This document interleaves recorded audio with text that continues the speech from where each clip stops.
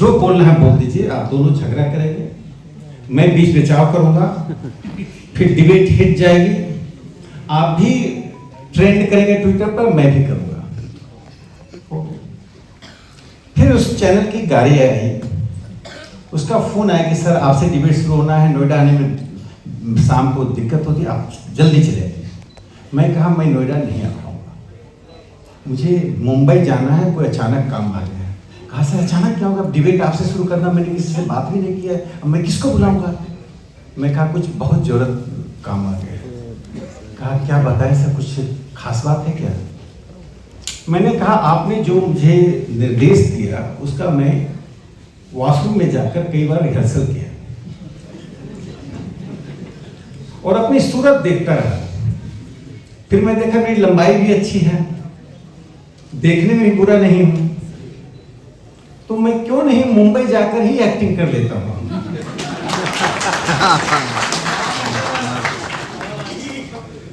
मैं इस देश में किसी का दाढ़ी नोचने, किसी का टोपी उतारने के लिए पैदा नहीं हुआ। बहुत बढ़िया।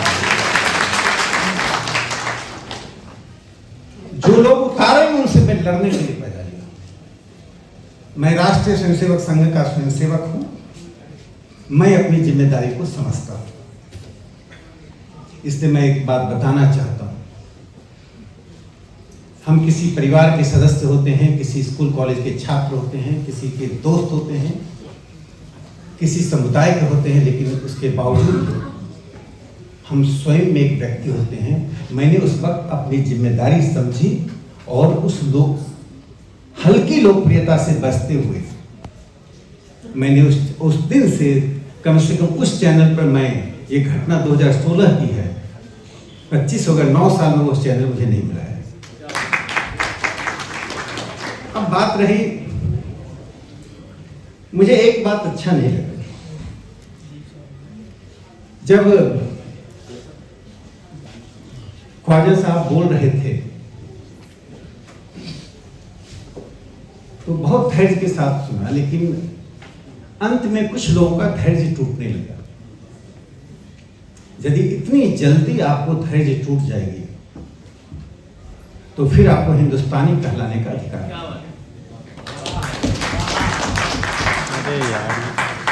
इस्लाम में मूर्ति पूजा नहीं है, लेकिन हिंदुस्तान में हिंदुओं के बीच एक आर्य समाज है जिसमें मूर्ति पूजा का विरोध हो रहा है। और 17 नवंबर 1869 को काशी में, जिसमें हर चौक चौराहे पर मंदिर है, अनंत मूर्तियां हैं, वहां पर स्वामी दयानंद सरस्वती 300 पंडितों के साथ मूर्ति पूजा के विरोध में तर्क तथ्य के साथ बहस कर रहे थे। 50,000 की भीड़ थी, काशी का राजा उसकी अध्यक्षता कर रहा था। न किसी ने किसी पर पत्थर फेंका, न किसी ने फूल बरसाए, दोनों में विवाद चलता रहा। विवाद के साथ हिंदुस्तान का संवाद चलता है, ये है हिंदुस्तान।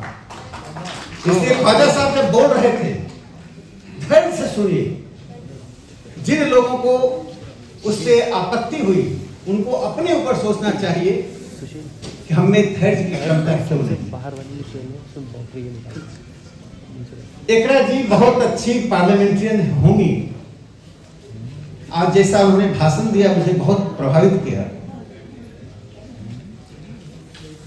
उन्होंने जब बात कही उसको मैं यथार्थ में बताना चाहता हूं। मैं बिहार के बेगूसराय से हूं और बेगूसराय कॉन्स्टिट्यूएंसी को आप अच्छी तरह भलीभांति जानते हैं कई कारणों से। राज्यसभा में जाने के पहले की बात है, टेलीविजन चैनल पर आने के कारण लोग सूरत देखकर पहचानने लगते हैं। सबसे बाहर मैं जब गांव जाता हूं तो लखमीनिया का बाजार है, जी वहीं पैदा हुआ है। उसमें 2 हिस्से हैं, बलिया और लखमीनिया। लखमीनिया मुस्लिमों की बस्ती है और बलिया हिंदुओं में जा रहा है, लेकिन पता नहीं चलता है कि कौन कहाँ रहता है। तो मैं उस सब्जी की बाजार में शाम को घूम रहा था, तो पीछे से एक नौजवान, वो 2 दिन पहले मेरे घर आए थे इसलिए कहानी याद आ रही। जामिया में पढ़ाते थे, तब मैं नहीं जानता था, मेरा कोई परिचय नहीं था। पीछे से आए और मेरे कंधे पे हाथ रखा, कहा आप राकेश सिन्हा जी हैं, आप संघ के हैं ना, आप टीवी चैनल पर आते, बहुत अच्छा करते हैं, बहुत अच्छा लगा कि हमारे यहाँ का कोई व्यक्ति इतना बड़ा नाम कमा लिया। मैं कहा आप कौन हैं? तो उन्होंने कहा मैं अतुल रहमान हूँ, मैं जामिया में केमिस्ट्री पढ़ाता हूँ। मैं चैनल पर आकर निश्चित तौर पर ऐसी बातें नहीं करता हूं जो सामान्य मुसलमानों को, बहुत से मुसलमानों को अच्छा लगता हो, या मैं जिस विचारधारा से हूं वो विचारधारा को स्वीकृत हो। लेकिन मुझे वो बंगाल याद आ गया जब करजन ने पार्टीशन किया, लेकिन स्थानीयता और संस्कृति के कारण बंगाल ने 1911 में उस पार्टीशन को खारिज कर दिया था। आज अतुल रहमान जी की वो घटना मुझे याद आ गई। उस व्यक्ति को यह बात नहीं था कि मैं क्या बोलता हूं, उस व्यक्ति के मन में यह नहीं था कि मैं राष्ट्रीय स्वयंसेवक संघ का हूं, मैं संघ के संस्थापक का जीवनीकार हूं। उनके मन में यह था कि मेरे गांव का एक व्यक्ति आज राष्ट्रीय स्तर पर जाना जा रहा है, उसको खुशी इस बात की थी। इसे हिंदुस्तान में स्थानीयता का बहुत महत्व है, उस स्थानीयता को मत खोलो। 7 दिन पहले मैं मल्लापुरम गया और मैं कई बार टीवी चैनल पर मल्लापुरम के बारे में कई बातें कही। जाने के बाद मुझे अफसोस हुआ। जब मैं गया तो स्वाभाविक था कि संघ के एक संस्था का कार्यक्रम था, मैं कार्यक्रम में गया, कार्यक्रम में बातें की। वहां 83-84% मुस्लिम समुदाय है।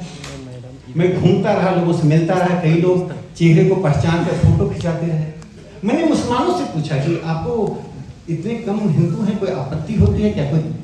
मैं हिंदुओं से पूछा तो मुझे लगा कि अब तक तो मैं मल्लापुरम के बारे में कुछ गलत बात ही करता रहा। यथार्थ की जानकारी नहीं होने से हम ऐसी नैरेटिव क्रिएट कर देते हैं।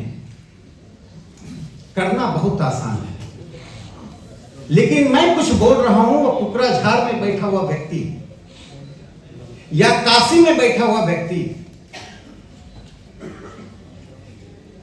या कंधार में बैठा हुआ व्यक्ति, क्या असर उसके मस्तिष्क को?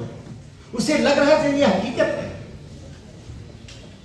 इसलिए परसेप्शन बेस्ड पॉलिटिक्स को, परसेप्शन बेस्ड नैरेटिव को समाप्त करने के लिए सबसे अच्छा रास्ता है आउटरीच। और साहिद सिद्दीकी साहब के इस कार्यक्रम को मैं यही आउटरीच को एक महत्वपूर्ण हिस्सा मानता हूं।